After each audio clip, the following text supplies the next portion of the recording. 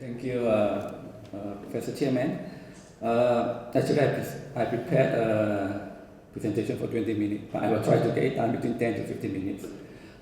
This, I must say, is quite a technical topic, as I've seen through all, mostly monitoring, which is about the topic that we talk about.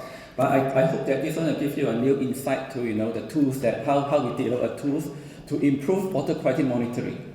We know that water quality monitoring, we always got lot of limitations, Hopefully this sort of device may help you in the future. So what I'm going to talk about is waterborne pathogens.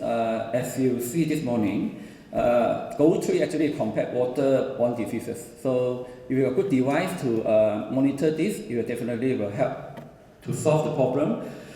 This is particularly important when we have a sanitation problem for 2.4 billion people. If you know sanitation, waterborne diseases will be very rampant. And also 50% of the microbial intestinal infection is basically caused by bacteria, and with cholera as the most important. Alright, the main bacterial diseases transmitted through water, as you can see in this table, basically the Vibrio species, the Salmonella, the Shigella, the E. coli. So Cryptosporidium also happen quite often sometimes. And we focus on Vibrio cholerae, bring about cholera, and E. coli bring about gastroenteritis for to develop our device as an example. The normal technique for determination of this pathogen, I think most of you are familiar, microbiology technique. You culture it, wait for maybe a day, get the colonies you count, and then you try to analyze them, which is the species involved. This is very simple procedure, no doubt, but it takes time, it takes skill, it has to be done in the lab. And there are more advanced methods now, more sophisticated, where you can do using DNA, nucleic acid, to do hybridization. You multiply the DNA of this species of pathogen using polymerase chain reaction, and then you detect it using the gel electrophoresis and so on. This is a very good method, also latest, but it is a very complicated procedure. It needs a lot of chemicals. Again, another method that can be done in the lab and take time and scale. So human capacity building is important in this sort of method. Just to show you why is it rapid technique is important. Recently, in the analysis of Cryptosporidium pathogen, there are many steps. As you can see, there are 6 steps here. Because you not only need to analyze the bacteria itself, you need to analyze also the oocysts. So you have to break the oocysts and release the RNA, and then you do the usual analysis. This is again a very time-consuming method and highly technical. Therefore, there's a company trying to develop what we call a rapid microanalytical system. So all these steps are actually included in one of these devices. So all you do is that you put in your thing, whatever chemical, whatever sample there, and it will do the job in a few hours. This is a great improvement. But we think that this is still need a lot of human intervention.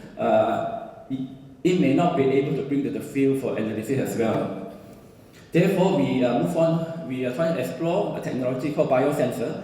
In the biosensor, basically, it's a device that have a recognition layer, which can be an antibody, enzyme, or DNA. They can recognize for example, antibody, antigen. Enzyme is lock and key principle. DNA is hybridization of the complementary. So whatever signal generated during the biochemical process will be transduced by transducer. This can be a current or electrical signal or optical signal. I think I have to skip this. This is how it works. There are many advantages, particular decentralization laboratory, costly hardware replacement, no reagent, rapid, remote sensing also possible. If we make such a device, you can put it in the monitoring in lake or whatever, you can remotely translate the data to your whatever device. So the main idea is to convert a big equipment like that into a small handheld device with an electrode. We focus on this organism because they're genetically they are known. Their DNA is already known. We can use the DNA for identification. So basically all you do is you immobilize the probe of the organism onto an electrode, and then you require a Richthof indicator. This indicator will only respond when there's hybridization with the sample DNA. When there's no hybridization, it just simply bound off the DNA and then you get no response. But if the DNA from the pathogen come along, it will hybridize, and then this Richthof mediator will go into the DNA strand, and then from here you will get a signal. So this signal is a theoretical signal that we are getting. So this is basically the fabrication process. It seems very complicated, but the work is quite easy. So there are two ways of fabricating the biosensors. And this is the response. You can see that the big peak is hybridization. When you have the DNA sample, the E. coli is there, the Vibrio cholera is there, but when it's not there, you don't get any signal or current. So this actually confirms that the sensor is working. And there are a lot of things to do, like optimization of all the parameters to give you the best performance. And in fact, the sensor actually is proportional to the concentration of the DNA of the E. coli or the Vibrio cholera. So if you have the sample so much amount, you can detect that based on the current measurements. And how about the selectivity? That's also very important. Okay, so complementary DNA is 100% matching. Okay, so three bases different of the DNA, you get about 46%. If you put the E. coli DNA there, you get only 9%. So the response is also selective because the DNA is selective to the complementary.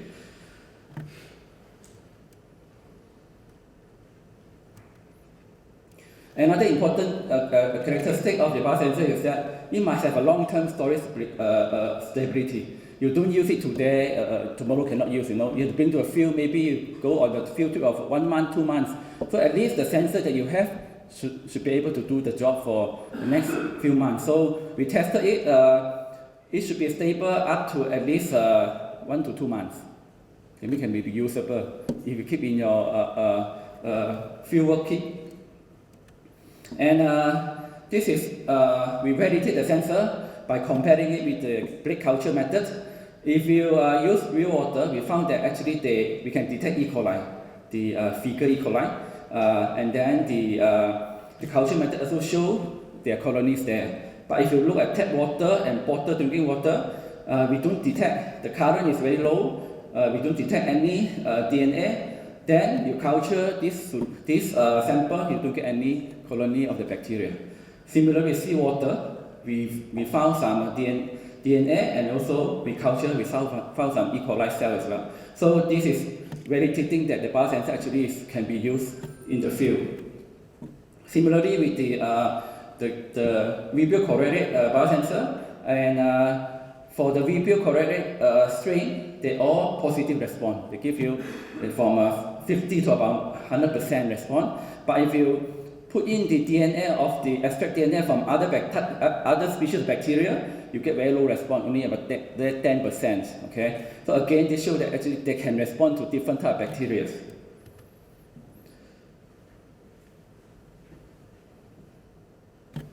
I think I skipped this. This is just to show you that the plate culture method again. So if you have the sample, have the bacteria, DNA, you have DNA, you have the bacteria. No DNA, no bacteria. So at the end of the day, actually we are moving towards here now. We can develop a reader that can be calibrated with the concentration of the DNA, and then we have an electrode that contains the sensor inside. And all we need to do is put a drop of water sample, and then you will know whether your sample contaminated with E. coli or Vibrio cholerae. So this is a battery operated device, just like a mobile phone. So you can bring it anywhere with the electrode together. They no longer need to bring water sample to a lab and do all the analysis. That's what we plan to do for the future. So as a conclusion, basically the concept is actually workable, as you have seen from the data, and that's without the need of large amount of chemical and highly skilled manpower. So they no longer need to train human capacity to do bacterial analysis and so on.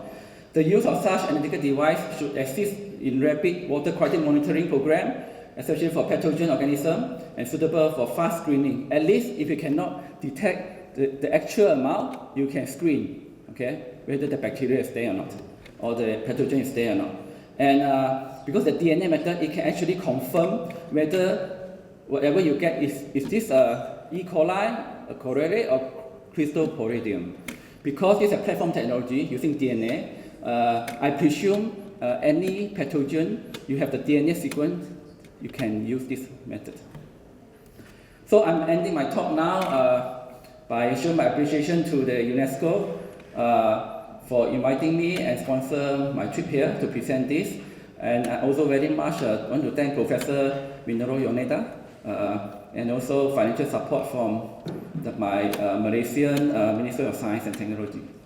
Thank you very much for your attention. Thank you very much. I think that is very, very interesting presentation. I like to, okay, Professor Hans is already waiting. Yes. Yeah, really nice presentation. Do you have to lyse the cells to get at the DNA? At the moment, we are using sonication, but I think in the future you can actually use a bit of lysine reagent to break the cell. Sometimes heating also you can break the cell to release the DNA. A very simple procedure.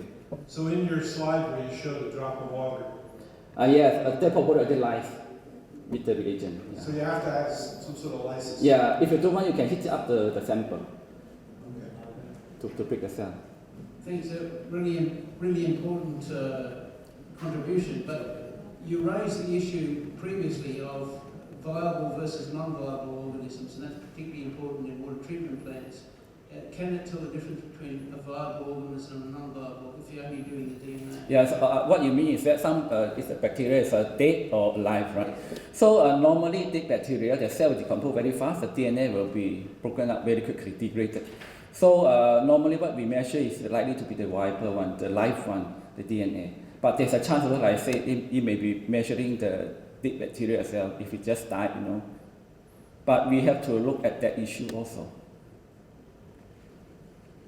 Thank you. I just want to ask, the sensor, can it be adaptable to community level? Yes, because like I say, you don't need any skill to use them. All you need to know is how to read the reader. The sensor itself is already all prepared. Maybe you need to learn how to a little bit of the sample preparation, lyse the cell or something. I would expect this can be very helpful to community. Yes.